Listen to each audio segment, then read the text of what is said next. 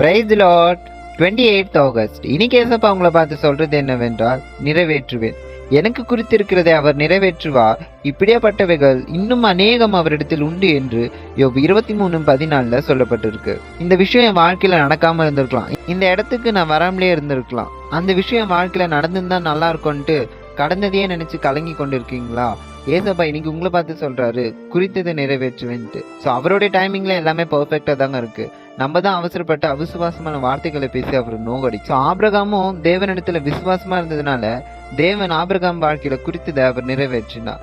So தேவன் Abraham வாழ்க்கையில குறித்தது போலவே ஈசாக்கு தந்து அவரை ஆசீர்வதித்தார். அதே போலதான் தேவ ஜனமே, அவர் நம்மளையும் ஆசீர்வதிக்க வல்லவராக இருக்கிறார். நம்ம விசுவாசமா அவரிடத்தில் காத்திருக்கும் போதோ அவர் நம்ம வாழ்க்கையில குறித்திருக்கிறத கண்டிப்பா நிறைவேற்றுவார். தொடர்ந்து அவரிடத்தில் ப்ரே பண்ணுங்க, விசுவாசமா இருங்க. By words with Jebaraj. Have a best day.